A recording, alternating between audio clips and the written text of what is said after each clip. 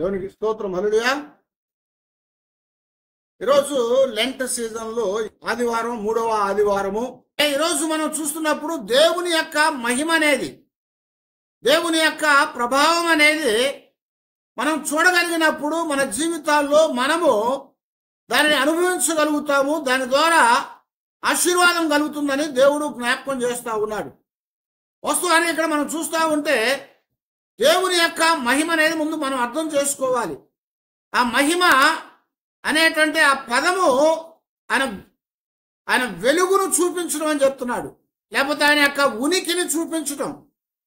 ఆయన ఉనికిని, ఆ వెలుగును మనకి ఆయన చూపిస్తూ ఆయన మనల్ని బలపరిచేవాడుగా ఉన్నట్లుగా దేవుని లేఖనాల్లో అనేకమైనటువంటి భక్తులకు ఆయన చూపించాడు.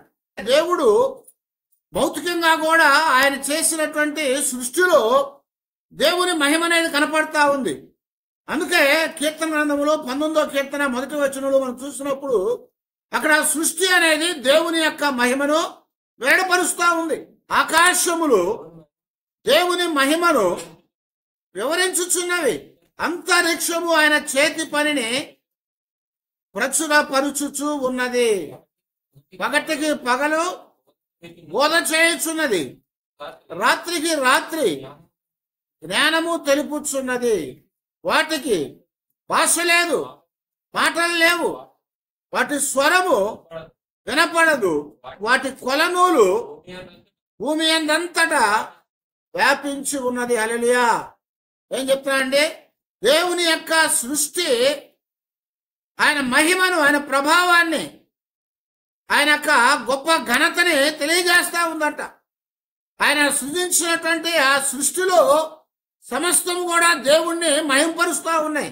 వాటికి నోరు లేదు, కానీ అవి వివరిస్తున్నాయి అని చెప్తున్నాడు. వాటికి నోరు లేదు కానీ అవి వివరిస్తూ ఉన్నాయి. వాటి కొలనూలు ఎక్కడ దాకుందట? భూమి అంతంతటా కూడా వ్యాపించి ఉంది అంటున్నాడు. భూలోకం అంతటా కూడా అదేమైందట? దేవుని యొక్క కార్యముల యొక్క కొలనూలు వ్యాపించింది అంటున్నాడు. కనుక దేవుని యొక్క సృష్టి ఆయన మహిమను వివరిస్తూ ఉంది. ఆయన చేసినటువంటి కార్యాలను మనకి వెల్లడిచేస్తూ ఉందన్నమాట. అలాగే మనం గమనించినప్పుడు నిర్గమకాండంలోనే 3వ అధ్యాయంలో గమనించినప్పుడు అక్కడ మండుతూ ఉన్నటువంటి ఒక పొద దగ్గరకి మోషేని దేవుడు పిలిచాడు. మోషే ఐగుప్తులో నుంచి ఫరో కుమార్తె యొక్క కుమారుడుగా ఉన్నటువంటి వాడు పారిపోయాడు. ఎందుకని? ఒక ఐగుప్తుని కొట్టి చంపటం ద్వారా ఫరో యొక్క కోపానికి, ఉగ్రతకి పాలయ్యి చంపబడకుండా పారిపోయాడు. ఆయన పారిపోయినాక ఏం చేశాడంటే మిద్యాను దేశానికి వెళ్ళిపోయి అక్కడ ఇత్రో అనేటువంటి తన యొక్క మామని, తనకు పిల్లనిచ్చినటువంటి మామన గొర్రెలను కాస్తూ ఉన్నాడు. ఆ గొర్రెలను కాచుకుంటా ఉన్నటువంటి ఆ మోషే గొర్రెలు కాస్తూ ఉండగా దేవుడు తన మహిమను చూపించాడు. ఇక్కడ తన మహిమని ఆయనకు చూపించాడు. ఎలాగా? గొర్రెలు కాస్తూ ఉండగా ఒక చెట్టు, ఒక పొద మండుతూ ఉందట. ఒక పొద మండుతూ ఉంది. అయితే పొద మండుతూ ఉంది కానీ అది కాలిపోలేదు. హల్లెలూయా. మంట అనేది ఏం చేస్తుంది? కాల్చివేస్తుంది. మంట అనేది దహించేస్తుంది. అయితే దేవుని యొక్క మహిమ, దేవుని యొక్క అగ్ని అనేది మనల్ని సరిచేస్తుంది కానీ అది కాల్చేదిగా ఉండదు. కాబట్టి ఇక్కడ మనం చూస్తూ ఉంటే మోషే ఆ గొర్రెలు కాచే సమయంలో ఆ పొద మండిపోతా ఉంది, కానీ అది కాలిపోవట్లేదు. మోషేకి ఆశ్చర్యం కలిగింది. మోషే అనుకున్నాడు, ఇదేంటి పొద మండుతా ఉంది? పొద మండుతా ఉన్నప్పుడు ఏం కావాలి? ఆ చెట్టు కాలిపోతా బూడిదవుతా ఉండాలి, పొగ వస్తూ ఉండాలి కదా. పొగ వస్తా అది కాలిపోతా చివరికి బూడిదిగా అయిపోవాలి. కానీ అది మండుతూ ఉందో కానీ అది కాలిపోవటం లేదు. దాన్ని చూసినప్పుడు ఆశ్చర్యం వేసింది మోషేకి. మోషే దాని దగ్గరికి ఆకర్షితులయ్యాడు. మోషే దగ్గరికి వెళ్ళి చూస్తున్నాడు, ఏంటో చూద్దాం అనుకున్నాడు. ఆ వింత ఏదో అని చూచినట్లుగా మోషే దగ్గరకు వచ్చాడు. మోషే దగ్గరకు వచ్చినప్పుడు ఆ పొద మండుతూ ఉంది కానీ అది కాలిపోలేదు.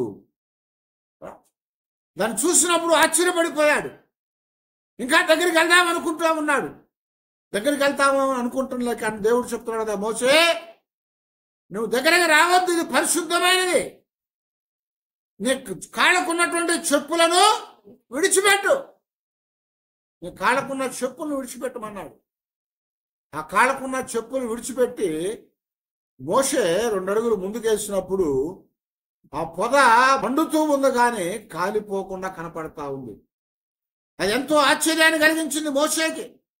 మోషే దగ్గరికి వెళ్ళి చూసినప్పుడు ఆ యొక్క ఆశ్చర్యం ద్వారా అందులో నుంచి దేవుడు మోషేకి ప్రత్యక్షమయ్యి మోషేతో మాట్లాడాడు. దేవుడు తన మహిమను పాత నిబంధనలో ఆ మండుతూ ఉన్న పొదలో నుంచి మోషేకి చూపించాడు, మాట్లాడాడు.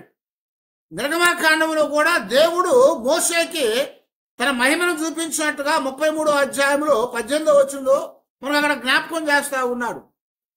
మోషే దేవుడిని అడుగుతున్నాడు, నీ మహిమను చూపించయ్యా అని. అతడు దయచేసి నీ మహిమను నాకు చూపించమనగా ఆయన నా మంచితనం అంతయు నీ ఎదుట కనపరచెదను. హల్లెలూయా. నీ యొక్క మహిమను నాకు చూపించమని అడుగుతా ఉంటే దేవుడు చెప్తున్నాడు కదా, నా మంచితనం అంతా కూడా నీ ఎదుట నేను కనపరుస్తానని చెప్పాడు. ఆ మంచితనం అంతా కనపరుస్తానని చెప్పి దేవుడు ఏం చేశాడు, ఆయన వెలుగుని, ఆయన ప్రకాశాన్ని దేవుడు మోషేకి చూపించినట్టుగా మనకి జ్ఞాపకం చేస్తా ఉన్నాడు అనమాట. ఆ మహిమను సృష్టిలో చూపించాడు. అలాగే తన వ్యక్తి కుమారుడుగా, లేకపోతే తన యొక్క నాయకుడుగా, లేకపోతే తన దాసుడుగా ఏర్పాటు చేసుకున్నటువంటి మోషేకి తన యొక్క మహిమను చూపించాడు. అలాగే ఇశ్రాయేలుకి మోషేని తర్వాత దేవుని యొక్క ప్రజలను విడిపించే నాయకుడిగా చేసి తీసుకొని వచ్చిన తర్వాత, ఐగుప్తులో నుంచి ఇశ్రాయేలు విడిపించిన తర్వాత 40 సంవత్సరాలు అరణ్య యాత్రలో వారిని నడిపిస్తూ ఉండగా దేవుడు ఎలా కనపడ్డాడట, పగలు మేఘస్తంభములాగా, రాత్రి అగ్నిస్తంభములాగా. పగలు రాత్రి కూడా వారిని కాపాడుతూ వచ్చాడు. అంతేకాకుండా ఆయన నివాసం ఉంటానని చెప్పినటువంటి మందిరములో కూడా దేవుడు తన మహిమను చూపించినట్లుగా మనకి ఇక్కడ నిర్గమకాండంలోనే 40వ అధ్యాయంలో 34, 35 వచ్చాడు. మనం చదువుతా ఉంటే అక్కడ రాస్తున్నట్టు అండి. అప్పుడు మేఘము ప్రత్యక్షపు గుడారము కమ్మగా యెహోవా తేజస్సు మందిరమును నింపెను. ఆ మేఘము మందిరము మీద నిలుచుట చేత మందిరము యెహోవా తేజస్సును నిండెను గనుక మోషే ప్రత్యక్షపు గుడారములోనికి వెళ్ళలేకుండాను. హల్లెలూయా. దేవుని యొక్క మహిమ దేవుడు సృష్టిలో మాత్రమే కాదు, ఆయన ఏర్పాటు చేసుకున్న ప్రత్యేకమైన వారికి మాత్రమే కాదు, ఆయన సన్నిధికి వచ్చే ప్రతి వారికి కూడా ఆయన కనపరుస్తానని చెప్పాడు. కాబట్టి దేవుడు మోషేకి చెప్పినట్లుగా ఒక మందిరాన్ని ఏర్పాటు చేయమన్నాడు, ఒక ప్రత్యక్షపు గుడారాన్ని ఏర్పాటు చేయమన్నాడు. దేవుడు చెప్పినట్టుగా మోషే ఆ మందిరాన్ని లేదా ప్రత్యక్షపు గుడారాన్ని ఏర్పాటు చేసినప్పుడు దేవుడు మహిమతో అక్కడ దిగి వచ్చాడట. దేవుడు తన మహిమతో ఆ యొక్క గుడారంలోనికి దిగి వచ్చాడు. ఆయన దిగి వచ్చినప్పుడు ఏమైందంట, ఆ గుడారం అంతా కూడా తన మహిమతో నిండి ఉండను. మహిమతో నిండిపోయింది. ఆ మహిమతో నిండింది గనక జనులందరూ చూస్తూ ఉన్నారు. మోషే ఆ గుడారములోనికి వెళ్ళలేకపోయాను. కారణం ఏంటంటే దేవుని యొక్క మహిమలో, దేవుని యొక్క ప్రత్యక్షతలో ఎవరు కూడా ముందుకు వెళ్ళలేము. అయితే ఇక్కడ దేవుడు తన యొక్క మహిమ అనేది అనేక రీతులుగా ఆయన వెల్లడి చేసుకున్నాడు. ఆయన మహిమను వెల్లడి చేసి ఆ మహిమ ద్వారా ఇప్పుడు జనానికి సృష్టిలోను చరిత్రలో కూడా ఆయన మహిమ ద్వారా మనకి ఆయన చూపిస్తున్నట్టుగా దేవుని వాక్యం మనకి ఇక్కడ జ్ఞాపకం చేస్తున్నమాట. కాబట్టి దేవుడు తన మహిమను వెల్లడి చేశాడు. ఆ మహిమ అనేక రీతులుగా చూపించబడింది. ఆ మహిమ అనేది, దేవుని యొక్క మహిమ అనేది చరిత్రలో కూడా ఉన్నదని చెప్తున్నాడు అనమాట. మరి సొలొమోను కూడా ఒక దేవాలయాన్ని కట్టాడు. దావీదు రాజుగా ఉన్నప్పుడు దేవునికి ఆ గుడారం ఏంటి, మనమేమైనా పెద్ద భవనాల్లో నివసించడం ఏంటి అని చెప్పి బాధపడి దేవుని కొరకు ఒక దేవాలయాన్ని కట్టాలని ఆశపడ్డాడు. దాని కొరకు కావలసిన సమస్తాన్ని కూడా సమకూర్చాడు. అనేకమైన వాటిని ఆయన సమకూర్చి కడదామని దేవునికి ప్రార్థన చేశాడు. ప్రభా సిద్ధం చేశాడు. దేవుడు చెప్పాడు, నువ్వు కడతానికి వీల్లేదు నాయన, నీ చేతులంతా కూడా ఏమైంది, రక్తముతో నిండి ఉన్నాయి కనుక నువ్వు అనుకున్నావు కనుక నీ కుమారుడుగా నేను కట్టిస్తానని చెప్పాడు. ఆ తర్వాత సొలొమోను మందిరాన్ని కట్టాడు. సొలొమోను మందిరాన్ని కట్టినప్పుడు ఆ మందిరములో కూడా దేవుని యొక్క మహిమ అనేది వచ్చింది. గమనించారా? ఆ మందిరం కూడా దేవుని మహిమతో నింపబడింది. మొదటి రాజుల గ్రంథంలో 8వ అధ్యాయము 10-11 వచనాలు మనం గమనిస్తే, మొదటి రాజుల గ్రంథము 8వ అధ్యాయము 10-11 వచనాల్లో యాజకులు పరిశుద్ధ స్థలములోను బయటికి వచ్చినప్పుడు మేఘము యెహోవా మందిరమును నింపెను. కాబట్టి యెహోవా తేజో మహిమ యెహోవా మందిరములో నిండు కొనగా ఆ మేఘమున్న హేతువు చేత యాజకులు సేవ చేయుటకు నిలువ లేకపోయిరి. హల్లెలూయా. షకేనా మేఘమని పిలువబడతా ఉంటది. ఆ మందిరము దేవుని యొక్క ఆలయము, అంటే దేవుని మందిరములో ఆవరించింది. కాబట్టి ఆ మందిరములో ఆవరించడం ద్వారా ఆ ప్రకాశాన్ని జనులు చూడలేకపోయారు. అలాగే అందులోనికి సేవ చేయటానికి యాజకులు కూడా లోపలికి వెళ్ళలేకపోయారు అని రాస్తున్నాడు. వెళ్ళలేకపోయారు. కారణం ఏంటంటే దేవుని యొక్క మహిమ చాలా గొప్పది. ఆ మహిమను ఆయన ఏర్పాటు చేసుకున్న వారికి మాత్రమే కాదు, సృష్టిలో మాత్రమే కాదు, మరి జనులందరికీ కూడా ఆయన చూపించాడు. అది చూడగలిగేటువంటి నేత్రాలు మనం కలిగిన వారమై ఆ ప్రభు యొక్క మహిమను మనము మహింపరిచే వారంగా ఉండాలని దేవుడు మనల్ని కోరుకుంటా ఉన్నాడు. అయితే ఆ మహిమ దేవుడు అక్కడ మాత్రమే కాదు, ఇంకా అనేక స్థలాల్లో దేవుడు తన మహిమను చూపించినట్టుగా మనకు రాయబడతా వచ్చింది చరిత్రలో. పాత నిబంధనలో గమనిస్తూ ఉంటే నిర్గమకాండంలోనే 13వ అధ్యాయంలో 21-22 వచ్చిన చూడండి. దేవుడట తన ప్రజలైనటువంటి ఇశ్రాయేలీలకి ఏం చేశాడు? ఆయన తోడుగా ఉన్నాడు. ఆయన తోడుగా ఉండి వారిని నడిపించాడు. ఎలా నడిపించాట? పగలు మేఘస్తంభముగాను రాత్రి అగ్నిస్తంభముగా ఆయన వారితో ఉన్నాడు అని మాట్లాడుతున్నాడు. ఆయన వారి త్రోవలో అలాగున నడిపించాడట. కనుక దేవుని యొక్క మహిమ ఇశ్రాయేలును ఆవరించింది. ఇశ్రాయేలు యొక్క మార్గం అంతట్లో కూడా 40 సంవత్సరాలు సుమారుగా దేవుడు వారిని ఒక కాపరిలాగా ఆయన వారిని నడిపించాను అని చెప్తా వచ్చాడు. ఒక కాపరిలాగా ఆయన వారిని నడిపించాడు. అలాగ నడిపించడానికి ఆయన మహిమ అక్కడ వారిని ఆవరించింది. ఆ మహిమ వారిని ఆవరించి ఉన్నది. పగలు మేఘస్తంభములాగా, రాత్రి అగ్నిస్తంభములాగా ఆవరించిందట. ఎందుకంటే పగలు ఎండ దెబ్బ తగలకుండా, రాత్రి ఆ యొక్క అరణ్యములో మృగముల యొక్క బాధ కలగకుండా దేవుడు వారిని పగలు రాత్రి కూడా కాపాడాడని చెప్తున్నాడు. వారిని కాపాడుతూ వచ్చాడు. అలాగా దేవుని యొక్క షకేనా మేఘం అనేది అందరికి కూడా అది దృశ్యమైందనమాట. అందరికీ కనపడేట్లుగా చేయబడింది. ఇలా మండుతున్న పొంద దగ్గర ఎవరు చూశారు? మోషే ఒక్కడే చూశాడు. అవునా? పర్వతం మీదకి వెళ్ళినప్పుడు ఎవరు చూశారు? మోషే ఒక్కడే చూశాడు. కానీ అరణ్యములో 40 సంవత్సరాల ప్రయాణములో మోషే మాత్రమే కాదు, కానీ ప్రజలందరూ కూడా 6 లక్షల చిల్లర కాలిబలము దేవుని యొక్క షకేనా మేఘాన్ని చూశారు. దేవుని యొక్క షకేనా మేఘము యొక్క ఆ సన్నిధిని, దాని యొక్క నడిపింపును, దాని యొక్క కాపుదలను ఇశ్రాయేలు ప్రజలు అనుభవించారు. దేవుడు పాత నిబంధనలో అలాగా తన మహిమను కనపరిచాడు. పాత నిబంధనలోనే కాదు కానీ కొత్త నిబంధనలో కూడా దేవుడు తన మహిమను కనపరిచినట్టుగా మనకి జ్ఞాపకం చేస్తూ ఉన్నాడు. ఎలా కనపరిచాడయ్యా అంటే దేవుడు తన ప్రత్యక్షతను లోకంలోనికి తీసుకొని వచ్చాడని చెప్తున్నాడు. యోహాను సువార్తలో 1:14 ఏమని చెప్తుంది? ఆ వాక్యమే కృపా సత్య సంపూర్ణులుగా మన మధ్యలో నివాసము చేశాను అని చెప్తుంది. ఆ వాక్యము కృపా సత్య సంపూర్ణుడుగా మన మధ్యలో నివాసం చేసింది. ఎందుకయ్యా అంటే మనము దేవుని యొక్క మహిమను చూడటానికి. దేవుడు ఎందుకు ఆ వాక్యాన్ని భూమి మీద పంపించాడు?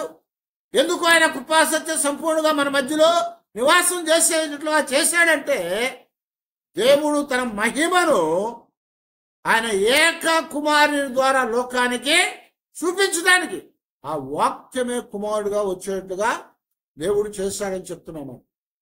అలాగ చేయటం మాత్రమే కాదు, ఆ వాక్యముగా వచ్చినటువంటి ఆయన మన తన మహిమను చూపించాడు.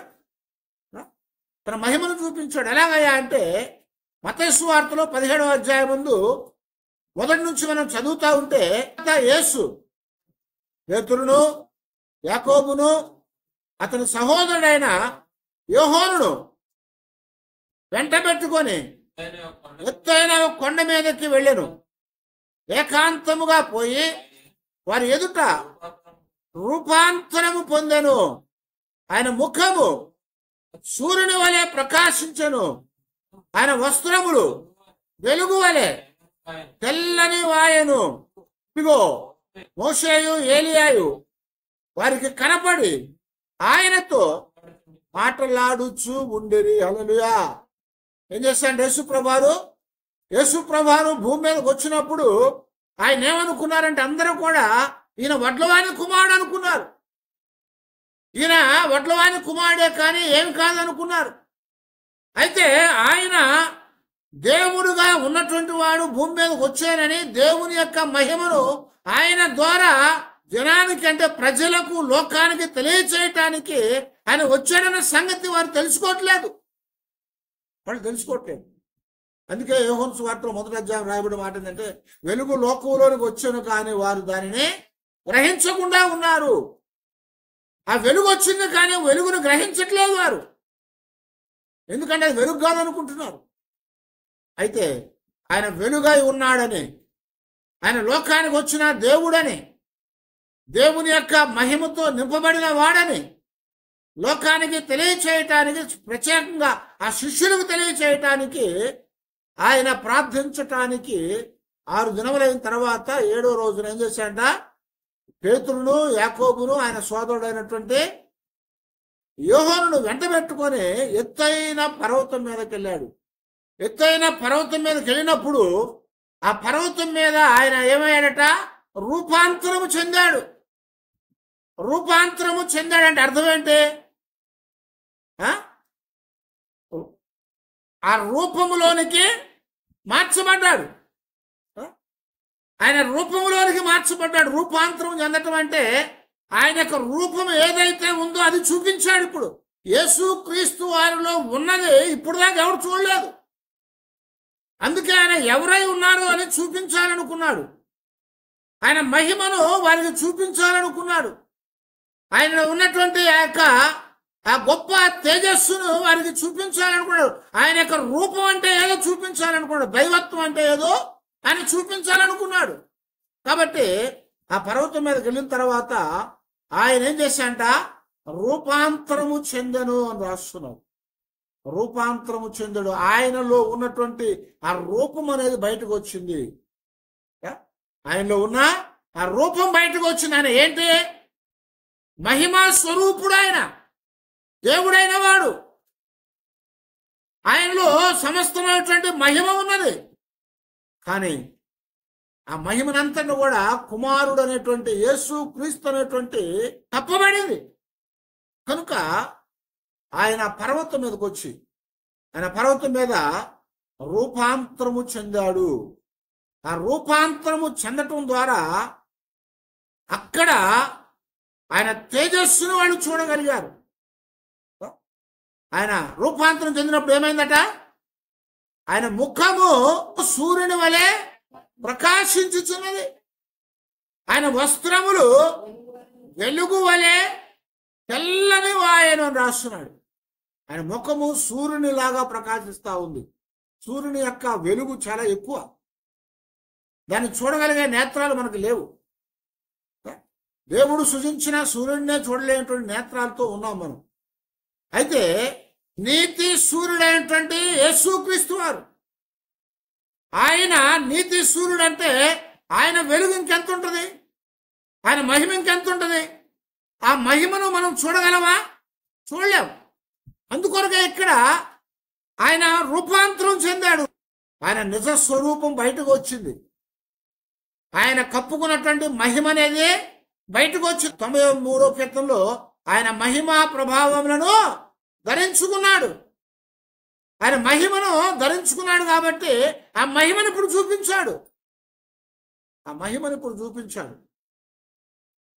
సూర్యుని వలె వెలిగిపోయి ముఖము, ఆ వస్త్రములు తెల్లగా వెలుగుతో నింపబడి ఆయన ఆయనతో అక్కడ మాట్లాడటానికి మోషే ఏలియా ఇద్దరు కూడా ఆ పర్వతం మీదకి దిగొచ్చారట.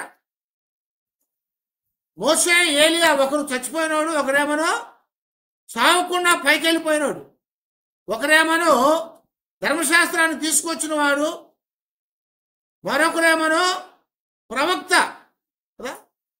ఒకరాయనేమో యాజకుడు, ఒక ఆయన ప్రవక్త.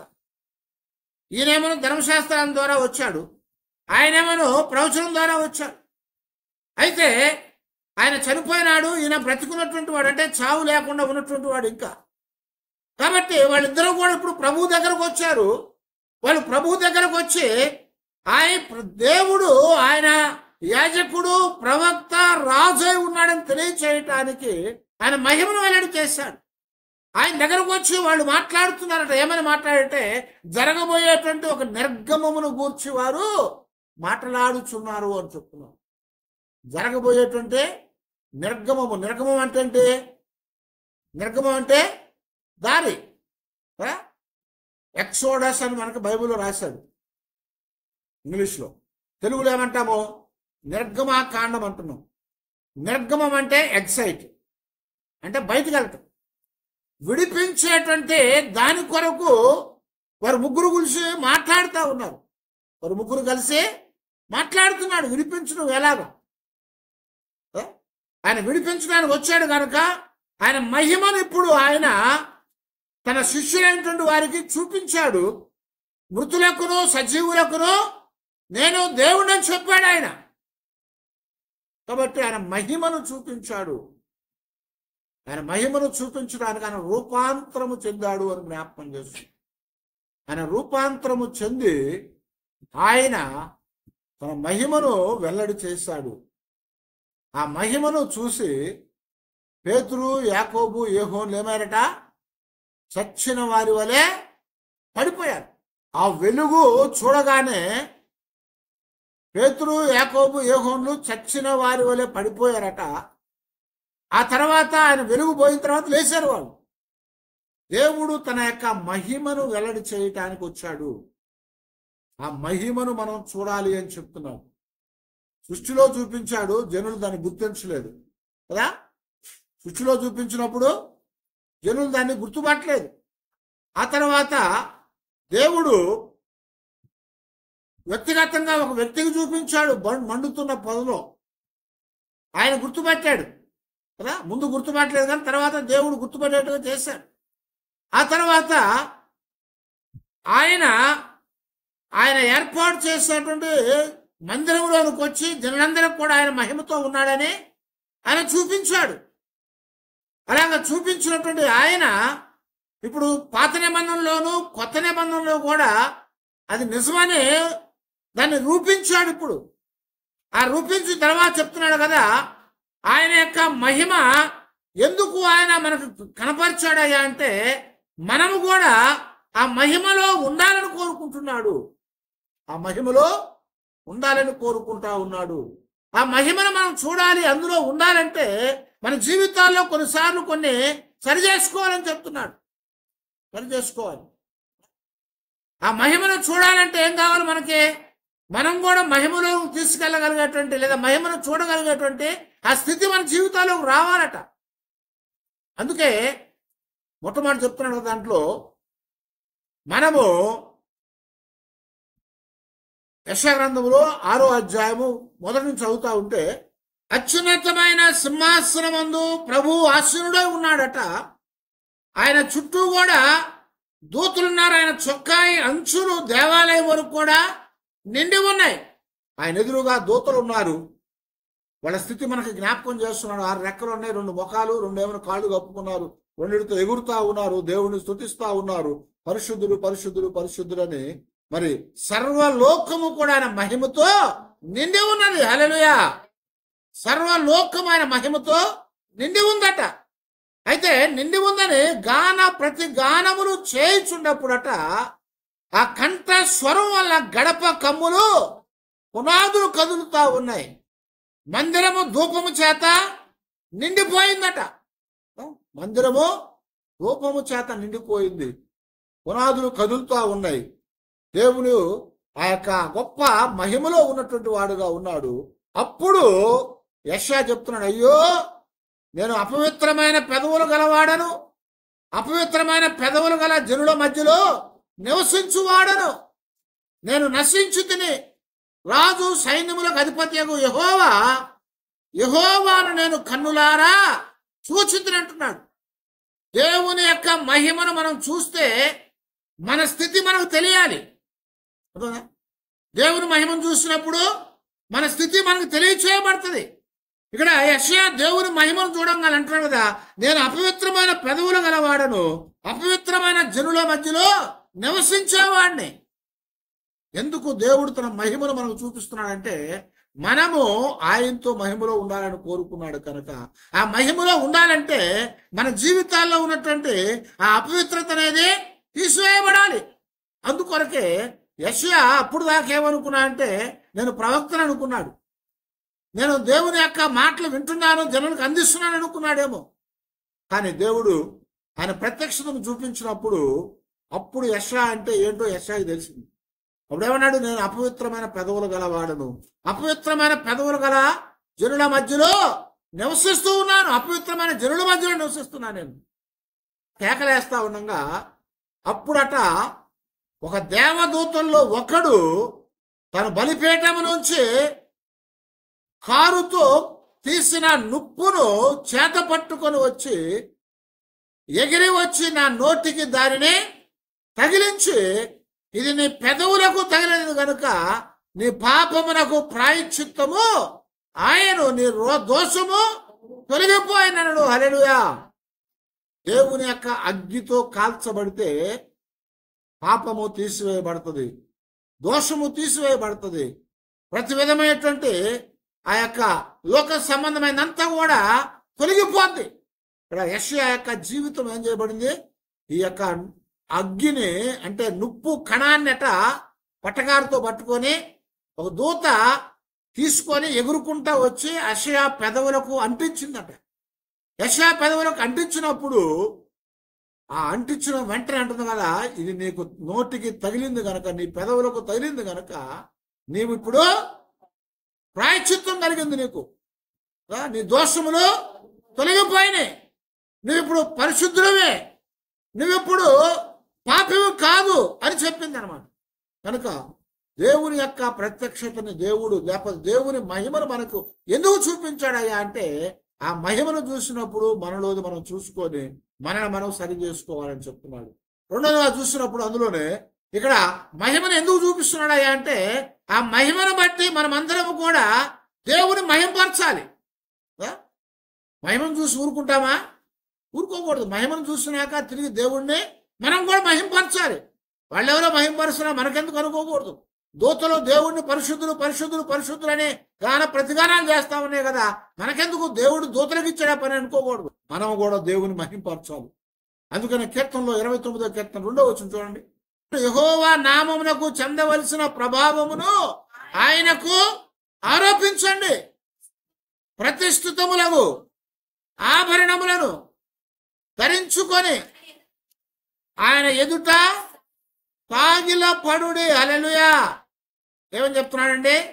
దేవునికి చెందవలసినటువంటి మహిమ ఆయనకే మనం చెందించాలి. దేవునికి ఇవ్వాల్సిన మహిమనే ఆయనకే ఇవ్వాలి.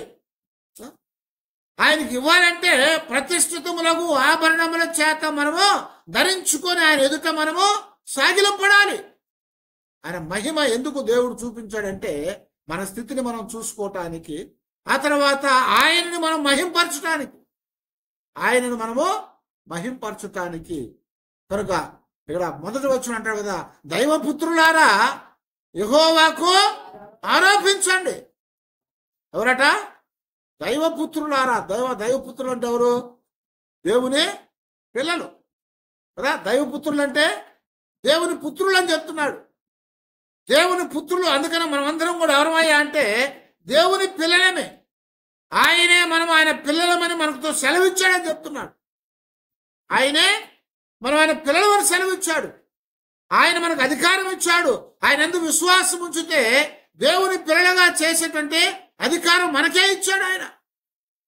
కాబట్టి దైవపుత్రులారా యెహోవాకు ఆరోపించండి, ప్రభావ మహిమలను యెహోవాకు ఆరోపించండి అని చెప్తూ ఉంటున్నాడు కదా. యెహోవా నామమునకు చెందవలసిన ప్రభావము ఆయనకు ఆరోపించండి. ఆయనకు ఆరోపించాలంటే మనం ఏం చేయాలంట? ప్రతిష్ఠితములకు ఆభరణములను ధరించుకొని ఆయన ఎదుట సాగిలపడాలి. ప్రతిష్ఠితమైన ఆభరణాలు ధరించుకోవాలి. ఆభరణాలు అంటే బయట కనపడే బంగారం వెండి కాదు. ప్రతిష్ఠితమైన ఆభరణాలు. ప్రతిష్ఠితం అంటే ఏంటి? దేవునికి అప్పగించబడ్డటువంటి కదా. ప్రతిష్ఠించడం అంటే దేవునికి ఇచ్చేసుకున్నటువంటి, దేవునికి ఇచ్చినటువంటి ఆభరణాలు. అవి ప్రతిష్ఠితమైనవి, అవి పవిత్రమైనవి, అవి దేవుని యొక్క సన్నిధిలో మనం ధరించుకోవాలట. దేవుడు మనకి ప్రతిష్ఠితమైన వాటిని చాలా ఇచ్చాడు. వస్త్రాలు, ప్రతిష్ఠితమైన వస్త్రాలు ఇచ్చాడు. ప్రతిష్ఠితమైనటువంటి జీవితాన్ని ఇచ్చాడు. ప్రతిష్ఠితమైనటువంటి ఆ యొక్క పెదవులను ఇచ్చాడు. అలాగే మన జీవితాల్లో ఆయన స్తుతిని మన నోట ఉంచాడని చెప్తున్నాడు. కనుక ప్రతిష్ఠితమైన ఆభరణాలను ధరించుకోవాలి. సామెతల్లో జ్ఞాపకం చేస్తూ ఉంటాడు. దేవుని యొక్క ఆ ద్వితోపదేశకాండంలో జ్ఞాపకం చేస్తూ ఉంటాడు. దేవుని మాటలట మన నొసట బాసికాలుగా కట్టుకోవాలన్నాడు. మన మెడలో కంఠాభూషణాలుగా ధరించుకోవాలన్నాడు. మన చేతులకు మణికట్లకు బంధాలుగా కట్టుకోవాలన్నారు. బంధాలుగా కట్టుకోవాలి. ఇవన్నీ కూడా దేవుడు మనకిచ్చిన ఆభరణాలు. వాటిని ధరించుకొని దేవుని ఎదుట మనం సాగిలపడి ఆయనను మహింపరచాలి అని జ్ఞాపకం చేస్తున్నాడు. అందుకే ఆయన మహిమను మనకు చూపించాడు. ఆ మహిమను చూసిన మనం అందరము కూడా ఆయన ఎదుట సాగిలపడి ఆయనకి మహిమను ఆరోపించాలి. ఎందుకంటే ఆయన మహిమలో ఉన్నవాడు, ఆయన మహిమోన్నతుడు. ఆయనకి ఆరోపించాలి. అంతేకాదు, ఆయనకు ఆరోపించడం మాత్రమే కాదు, కానీ మన జీవితాల్లో ఆయన మహిమను చూసినప్పుడు ఏమో తెలుసా, మనము బలపరచబడతాం, మనం శక్తిని అందుతామని చెప్తున్నాడు. అపోస్తలుల కార్యాలు 1వ అధ్యాయంలో 8వ వచనం చూడండి.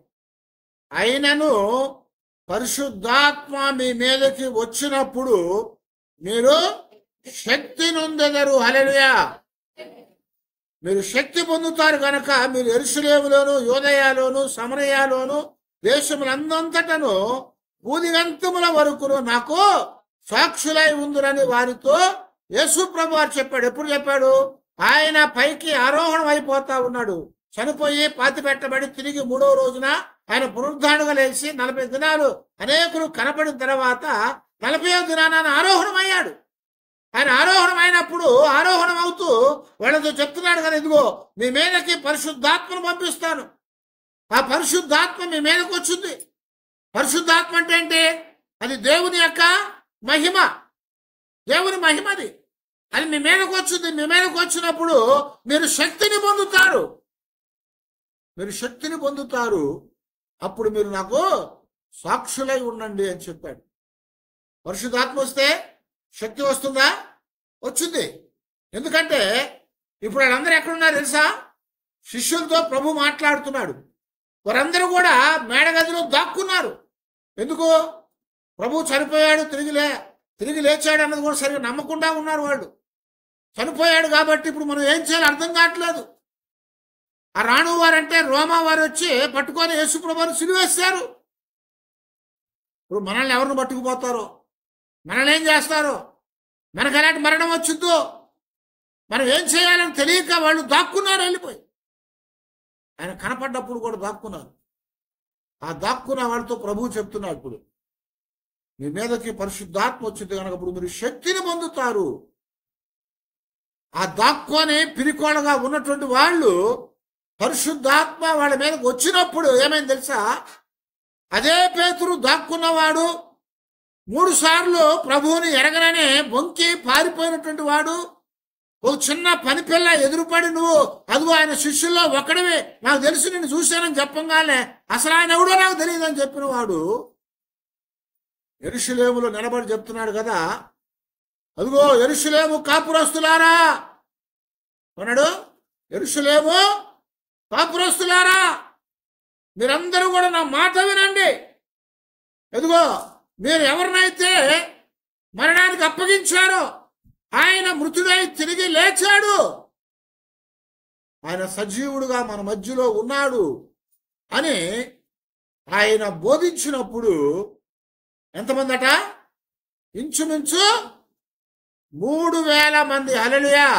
3,000 మంది మొట్టమొదట పేతురు చేసిన ప్రసంగానికి రక్షణ పొందారు. భయపడి పారిపోయి దాక్కున్నటువంటి పేతురు దేవుని ఆత్మ రాగాల్ని బయటకు వచ్చి చెప్తా ఉంటే 3,000 మంది రక్షణ పొందారు. పరిశుద్ధాత్మ వారి మీదకు వచ్చింది. ఆ పరిశుద్ధాత్మ వారి మీదకి ఎందుకు వచ్చిందంటే ఆయన ప్రత్యక్షను చూశారు, ఆయన మహిమను చూశారు. కాబట్టి మన జీవితాల్లో కూడా దేవుని యొక్క మహిమను చూడగలగాలి, దేవుని మహిమను మనం అనుభవించగలగాలి, దేవుని యొక్క మహిమలోనికి మనం కూడా చేర్చబడాలి. అలాగా చేర్చబడినప్పుడే మన జీవితాలు ధన్యకరం అవుతాయి అని చెప్తున్నాడు. ఈ యొక్క లెంట్ సీజన్లో 3వ ఆదివారంలో అందరూ కూడా చెప్పుకున్నటువంటి వాక్యం ఏదయ్యా అంటే ప్రభు యొక్క రూపాంతరం.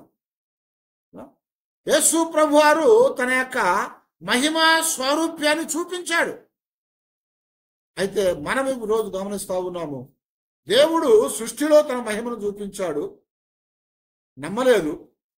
ఒక వ్యక్తికి చూపించాడు, నమ్ముతూ నమ్మకుండా ఉన్నాడు. ఆ తర్వాత ఆయన అదే మహిమను అందరికీ చూపించాడు. కొంతమంది నమ్మారు, కొంతమంది నమ్మలేదు. కానీ ఇక్కడ దేవుడు చెప్తున్నాడు కదా, దేవుడు ఆయన పాత నిబంధనలోను కొత్త నిబంధనలోను అనేక పర్యాయాలు ఆయన మహిమను వెల్లడి చేశాడు. ఆయన మహిమను వెల్లడి చేయటం ద్వారా ఆ మహిమను చూసిన వారందరూ కూడా దేవుని యొక్క మహిమతో నింపబడ్డారు. దేవుని మహిమతో నింపబడ్డారు. ఆ మహిమతో నింపబడినప్పుడు మన యొక్క స్థితిని మనకు తెలిసింది కనుక మనం పవిత్రపరుచుకుంటాము. మనం పవిత్రపరచుకోవడం మాత్రమే కాదు కానీ ఆయన ఆరాధించే వాళ్ళంగా ఉంటాము. ఆయన ఆరాధించడం మాత్రమే కాదు కానీ ఆ మహిమను చూసినప్పుడు ఆత్మ మన మీదకి వచ్చినప్పుడు మనం శక్తిని పొందుతాము. ఆ శక్తి ద్వారా మనం గొప్ప కార్యములు చేయగలుగుతాము. దేవుని వాక్యం చెప్తాడు, తమ దేవుని ఎరిగిన వారు బలము కలిగి గొప్ప కార్యములు చేయుదురు. తమ దేవుడిని ఎరిగితే బలము కలిగి గొప్ప కార్యాలు చేస్తాం. అలాగా మన జీవితాల్లో దేవుని యొక్క సన్నిధిలో ఆయన పునరుద్ధానపు మహిమను మనం చూడాలి. ఆయన యొక్క స్వరూప్యంలో ఉన్నటువంటి మహిమను మనం చూపించాడు కాబట్టి ఆ మహిమను మనం చూడాలి. ఆయన రూపాంతరం ద్వారా ఆయన మహిమను వెల్లడి చేశాడు కనుక ఆ మహిమను మనం చూసినప్పుడే మన జీవితాలు ధన్యపరచబడతాయి. కనుక దేవుని యొక్క సన్నిధిలో మరి ఆయన మహిమను చూసిన వారమై ఆయన మహిమ ద్వారా మన జీవితాలను ధన్యపరుచుకొని ప్రభు యొక్క బిడలంగా మనం ముందుకు సాగుదాం. అలాంటి కృప దేవుడు మనకి ఇచ్చినందుకు దేవుని దగ్గర ప్రార్థన చేసుకుందాం. అందరం కూడా తల వంచి ప్రభు నామములో ప్రార్థన చేద్దాం.